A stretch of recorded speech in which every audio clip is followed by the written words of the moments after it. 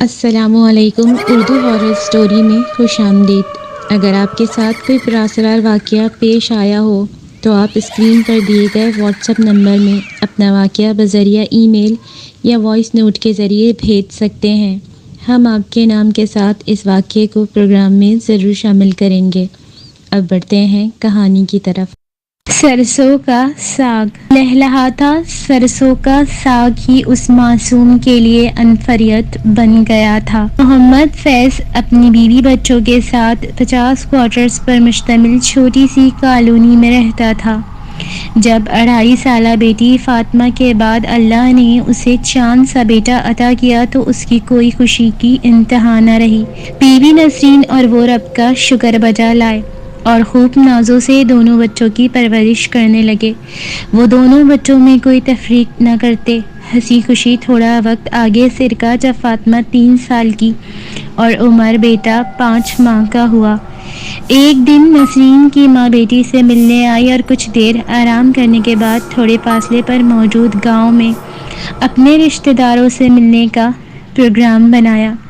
نسرین نے بھی آمادگی کا اظہار کر دیا اور یوں وہ اپنے دونوں بچوں اور ماں کے ساتھ سفر پر روانہ ہوئی۔ مین سڑک تک گاڑی میں سفر کرنے کے بعد اب وہ کچی سڑک پر پیدل چلنے لگی۔ لمبی پگڈنڈی نما سڑک تھی جس کے اطراف میں گندم کی فصل لہلہا رہی تھی۔ ابھی تھوڑی ہی دور آئے تھے جب رخسانہ کو گھنے درخت کے نیچے سرسوں نظر آئی جو تیز ہوا کے باعث لہرا رہی تھی۔ اس نے بیٹی کو اشارہ کیا کہ نسرین واپسی پر یہاں رک کے تھوڑی سرسوں چن لیں گے۔ دیکھو تو کیسی تازہ لگی ہوئی ہے۔ ٹھیک ہے امی نے سوئے ہوئے عمر کو پیار کرتے کہا۔ ننھی فاطمہ نانی کا ہاتھ پکڑے تیز تیز چلنے کی کوشش کر رہی تھی۔ گاؤں کے فسوں خیز ماحول نے عجیب سا سحرداری کر رکھا تھا۔ ہر طرف سبزہ شادابی اور ٹھنڈی ہوا۔ سارا گاؤں ہی خوبصورت تھا لیکن اس گھنے درخت کے ارد گرد پھیلے سبزے کی دلکشی نے ہر چیز کو اپنی لپیٹ میں لے رکھا تھا۔ نسرین اور رخسانہ اپنے رشتہ داروں سے مل کے واپسی کے لیے نکل آئیں۔ اسی درخت تک پہنچ کر اپنے مقصد کو پورا کرنے کے لیے انہوں نے ننھی عمر کو گھاس پر لٹا دیا اور فاطمہ کو اس کا خیال رکھنے کی تلقین کر کے خود دونوں سرسوں چننے لگیں۔ وہ دونوں اپنے کام میں مصروف تھیں۔ جب عمر پہلے تھوڑا کسمسایا پھر رونے لگا۔ نسرین کے ہاتھوں میں تیزی آ گئی۔ وہ جلد سے جلد اپنا ساگ اکٹھا کر کے بیٹے کو چپ کروانا چاہتی تھی۔ تھوڑی ہی دیر بعد عمر کے رونے میں مزید تیزی آ گئی۔ رخسانہ بھی نواسے کے رونے پر فکر مند تھی۔ چلو بیٹا اب بس کرو، عمر بھی رو رہا ہے اور مغرب بھی ہونے والی ہے، اب چلتے ہیں۔ انہوں نے جمع کیا ہوا ساگ شاپر میں ڈالا اور واپسی کو قدم بڑھا دیے۔ نسرین نے بیٹے کو ہر طرح سے بہلا لیا لیکن وہ چپ ہونے کا نام ہی نہ لے رہا تھا۔ کہاں تو وہ انتہائی صابر بچہ جو ماں کو ذرا بھی تنگ نہ کرتا اور اب وہ ایک تواتر سے رو رہا تھا۔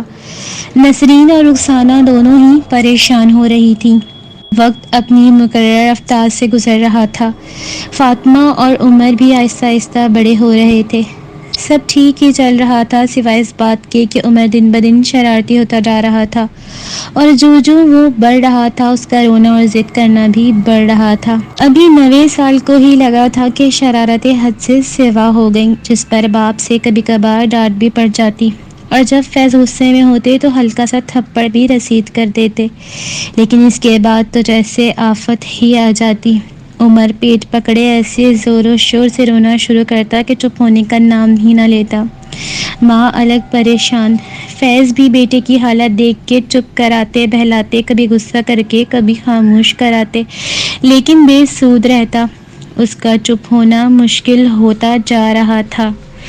زمین پر لیٹے پاؤں زور زور سے رگڑتا اور روتا جاتا کہ پیٹ میں درد ہے۔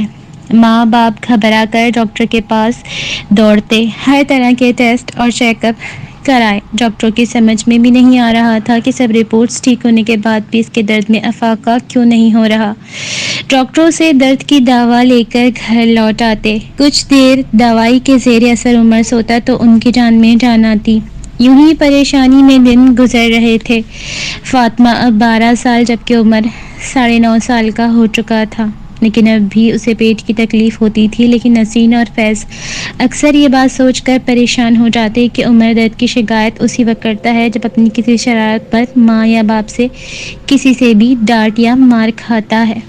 وہ بھی ایک ایسا ہی عام سا دن تھا جب عمر اور فاطمہ بیٹھے کھیل رہے تھے. کھیلتے ہوئے اس کے ذہن میں نہ جانے کیا سمایا کہ اس نے ہاتھ میں پکڑا بلہ فاطمہ کے منہ پر کھینچ مارا. وہ اس لمحے کے لیے بالکل تیار نہ تھی، اس لیے خود کو بچا نہ سکی. بلہ پوری شدت کے ساتھ اس کے ہونٹ پر لگا اور خون کا ایک فوارہ سا ابل پڑا. درد کی شدت سے وہ زور زور سے رونے لگی. نسرین جو شوہر کو کھانا دے رہی تھی بیٹی کے رونے پر سب کام چھوڑ چھاڑ کے بھاگ آئی. کمرے میں پہنچی تو سامنے کا منظر اس کا دل دہلانے کو کافی تھا. فاطمہ کا ہاتھ اور کپڑے خون سے آلودہ ہو رہے تھے جبکہ عمر اس کے پاس بلہ پکڑے کھڑا فاتحہ نظروں سے دیکھ رہا تھا. نسرین دوڑ کے بیٹی کے پاس پہنچی. تب تک فیض بھی اندر آ چکا تھا. ایک ہی نظر میں وہ ساری صورتحال بھاپ چکا تھا. مارے غصے کے وہ عمر کی طرف بڑھا لیکن معاملے کی سنگینی کا احساس ہوتے ہی وہ بیٹی کو اٹھا کے ڈاکٹر کے پاس رحمان کلینک تک پہنچ گیا. مریم کی پٹی کروا کے گھر پہنچا اور عمر کو آواز دینے لگا، عمر ادھر آؤ. فوراً وہی بلہ ہاتھ میں لیے عمر باپ کے سامنے کھڑا ہوا ہی تھا کہ ایک زوردار تھپڑ نے اس کا گال لال کر دیا. اس کے بعد دوسرا اور پھر تیسرا. آئندہ ایسا کرو گے؟ بولو، آئندہ بہن کو اس طرح مارو گے؟ وہ غصے سے پاگل ہو رہا تھا جبکہ نسرین بیٹی کو پیار کرتے بڑی منت بھری نظروں سے شوہر کو دیکھتی گویا بیٹے کو معاف کرنے کی درخواست کر رہی ہو. کچھ ہی لمحے گزرے ہوں گے جب عمر زمین پر بیٹھ کے بلکنے لگا اور پیٹ پر ہاتھ رکھ کر اس بات کی گواہی دے رہا تھا کہ درد پھر سے شروع ہو چکا ہے. مجھے تو لگتا ہے کہ تمہیں کوئی درد ورد نہیں ہوتا بلکہ تم ناٹک کرتے ہو یہ سب.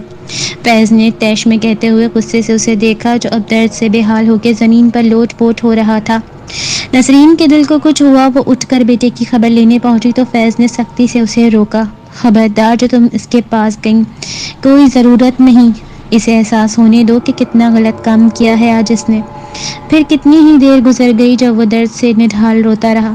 شام کے سائے بڑھنے لگے تھے جب فیض گھبرا کے اسے اٹھائے ڈاکٹر کے پاس جانے کے لیے نکلا.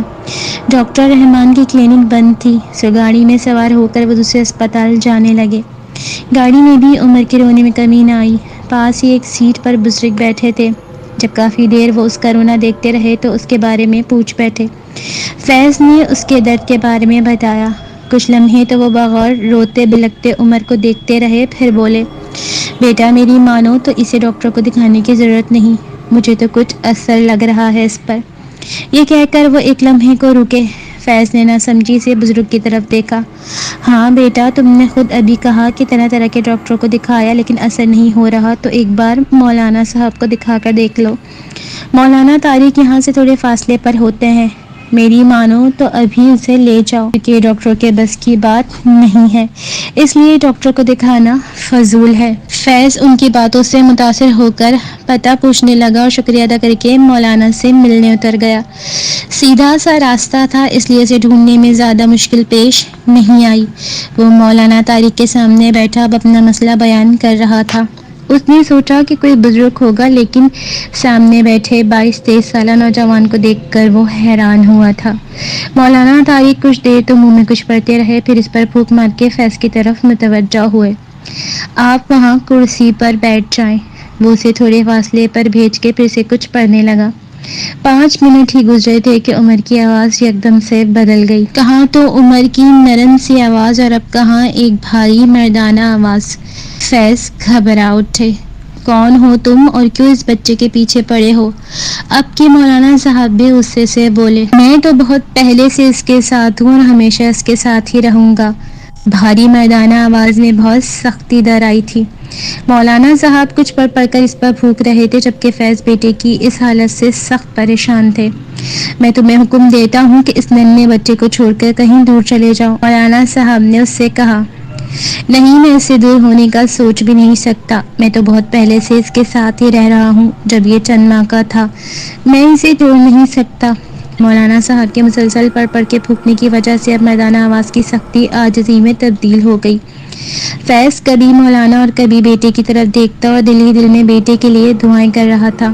تمہیں اسے چھوڑ کے جانا ہی ہوگا کیونکہ تم اسے تکلیف دیتے ہو، پریشان کرتے ہو، اس لیے تمہارے لیے یہاں کوئی جگہ نہیں ہے۔ نہیں، میں اسے کبھی بھی تکلیف نہیں دیتا، بس مجھ سے یہ نہیں برداشت ہوتا کہ کوئی دوسرا بھی اسے تکلیف دے۔ جب بھی کوئی اسے ڈانٹتا یا مارتا ہے تب میں اس کو خبردار کرنے کے لیے اس کے پیٹ میں تکلیف دیتا ہوں تاکہ یہ سب آئندہ اسے کچھ نہ کہیں۔ عمر کے اندر سے آتی مردانہ آواز نے کہا، یہ تو کوئی بات نہیں، اگر اس کے ماں باپ اسے کچھ کہتے ہیں تو اس کی بھلائی کے لیے، تو تمہیں کوئی حق نہیں پہنچتا کہ تم یوں اسے پریشان کرو۔ بہرحال میں تمہیں ایک موقع دیتا ہوں، اگر آئندہ تم نے اسے دوبارہ پریشان کیا تو میں ایک لمحہ بھی نہیں لگاؤں گا تمہیں اس سے دور کرنے میں۔ مولانا صاحب نے حتمی لہجے میں کہا تو عمر کا سر بھی اس بات میں ہل گیا۔ پھر انہوں نے 10 سے 15 منٹ کچھ پڑھ کے عمر پر پھونکا، اس کے بعد ایک تعویذ لکھ کر فیض کے حوالے کیا اور ساتھ ہی پانی پر دم کر کے دیا۔ فیض اب بھی کچھ غیر مطمئن سا تھا، اس نے اپنی پریشانی کا طارق صاحب سے اظہار کیا تو انہوں نے تسلی دیتے ہوئے کہا، میں نے اسے پابند کر دیا ہے، یہ آئندہ عمر کو تنگ نہیں کرے گا، اب بس یہ 40 روز تک عمر کو پانی پلائیں اور گھر پہنچ کر یہ تعویذ بھی اس کے گلے میں ڈال دیں، انشاءاللہ آئندہ بچے کو کوئی پریشانی نہیں ہوگی۔ انہوں نے عمر کو دیکھا جو اب کافی بہتر لگ رہا تھا، اس کے بعد سے وہ تعویذ اور پانی کے استعمال سے عمر کے پیٹ میں کبھی تکلیف نہیں ہوئی۔ آج اس واقعے کو گزرے 10 سال ہو چکے ہیں، عمر اب 24 سال کا ہو چکا ہے۔ دوبارہ اس نے کبھی پیٹ کی تکلیف کا اظہار نہیں کیا، وہ اپنی زندگی نارمل طریقے سے اپنے والدین اور بہن کے ساتھ گزار رہا ہے، لیکن مولانا طارق کا دیا ہوا تعویذ اب بھی اس کے گلے میں لٹکا رہتا ہے۔